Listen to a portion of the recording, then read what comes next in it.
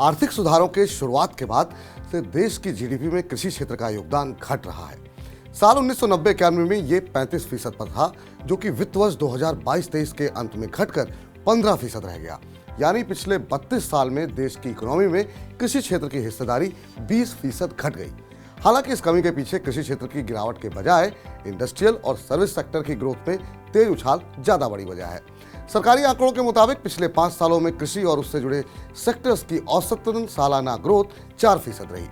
कृषि क्षेत्र या ग्रामीण अर्थव्यवस्था की सेहत का अंदाजा देश में होने वाली ट्रैक्टर बिक्री के आंकड़ों से लगाया जा सकता है। तो कैसे हैं हमारे देश में ट्रैक्टर बिक्री के आंकड़े? कौन सी कंपनी के पास कितना मार्केट शेयर है और इस सेक्टर की कंपनियों में कैसे रणनीति तैयार करनी चाहिए, आइए जानते हैं। वित्त वर्ष 2022-23 में 12% ग्रोथ के साथ रिकॉर्ड 9.45 लाख ट्रैक्टर बिके।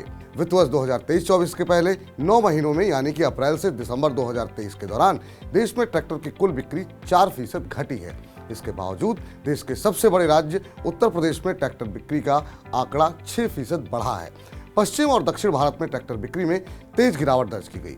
उत्तर प्रदेश की ग्रोथ बिक्री में 40% से ज्यादा योगदान रखने वाले 7 राज्यों में हुई गिरावट की भरपाई नहीं कर पाई।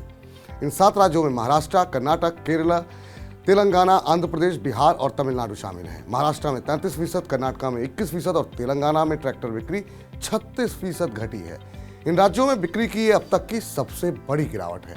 यही नहीं, ट्रैक्टर बिक्री के लिहाज से देश के दूसरे सबसे बड़े राज्य मध्य प्रदेश में भी 4% की गिरावट देखने को मिली।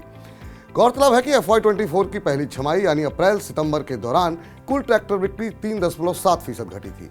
सितंबर में सामान्य बारिश के चलते उत्तर, मध्य और पश्चिम भारत में रबी की बुआई पर सकारात्मक असर देखने को मिला था, जिससे FY24 की दूसरी छमाही में बिक्री में ग्रोथ और FY24 का अंत ट्रैक्टर बिक्री में हल्की ग्रोथ के साथ होने की उम्मीद लगाई गई थी।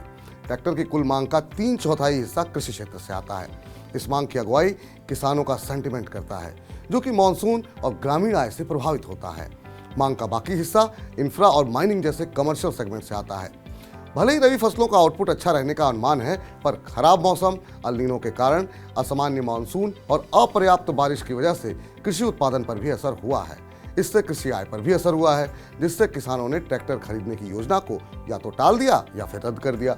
देश में सबसे ज्यादा ट्रैक्टर बेचने वाली कंपनी M&M का मानना है कि चौथी यानी कि मौजूदा तिमाही में बिक्री 10% गिरेगी। इस तरह पूरे FY24 में बिक्री 5% घटने की आशंका है, जो फिलहाल 4% से थोड़ा ज्यादा है। ऐसा ही कुछ रुझान Escorts, Kubota, Swaraj, मजदा, force Motors इत्यादि जैसी कंपनियों का भी है।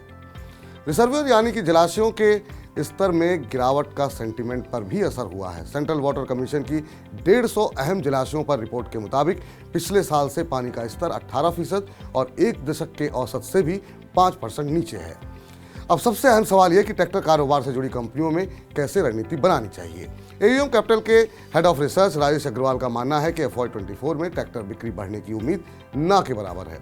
अगर मानसून बेहतर रहा और चुनाव के बाद ग्रामीण खर्च बढ़ता है तो FY25 में बिक्री में साल दर साल बढ़त दर्ज हो सकती है।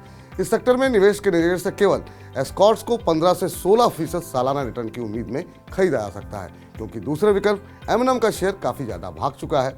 कुल मिलाकर FY23 में रिकॉर्ड बिक्री के बाद FY24 ट्रैक्टर बिक्री के लिहाज से खराब रहने की ही आशंका है। अगर सरकार का ग्रोथ पर फोकस जारी रहता है और चुनाव के बाद ग्रामीण खर्च बढ़ता है तो अगले वित्त वर्ष में बिक्री में सुधार हो सकता है। इसलिए हम सेक्टर में केवल चुनिंदा कंपनियों में सोच समझकर निवेश करना चाहिए।